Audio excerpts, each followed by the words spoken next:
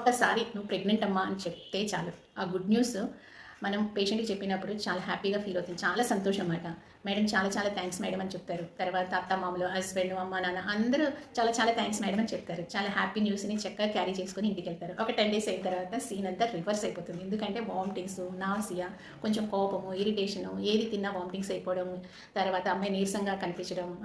So first 3 నెలల journey అవుతే, pregnancy journey అవుతే అంత హ్యాపీగా ఉండదు. వాళ్ళకి వామిటింగ్స్ ఎక్కువ ఉంటాయి, వికారంగా ఉంటారు, ఏదైనా తినాలనిపిస్తుంది తినలేరు. అలాంటి టైంలో ఫ్యామిలీ సపోర్ట్ చాలా అవసరం, ఎమోషనల్ సపోర్ట్ అవసరం. అమ్మాయికి ఎక్కడ ఉండాలనిపిస్తే అక్కడ ఉంచండి. అమ్మ నాన్నల ప్లేస్ తనకి హ్యాపీగా అనిపిస్తే అక్కడికే పంపించండి. తర్వాత కొంచెం కొంచెం వాటరు ఎక్కువసార్లు తాగమని చెప్పండి, కొంచెం కోకోనట్ వాటర్ తాగమని చెప్పండి, మజ్జిగ తాగమని చెప్పండి, కొంచెం కొంచెం ఫ్రూట్స్ ఎక్కువసార్లు తీసుకోమని చెప్పండి, ఫుడ్ కూడా కొంచెం కొంచెం ఎక్కువసార్లు తినమని చెప్పండి.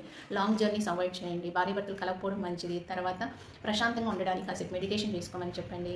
ఎక్కువగా ఉన్న చుట్టాలతోనూ వాళ్ళతో కొంచెం ఇంటరాక్ట్ అవుతూ ఉంటే బాగుంటుంది, కొంచెం మైండ్ కూడా డైవర్ట్ అవుతుంది. సో వామిటింగ్స్, నాసియా అనేది కామన్ కాబట్టి దానికి భయపడాల్సిన అవసరమే లేదు. Thank you so much for watching my video. It's me Bhanu.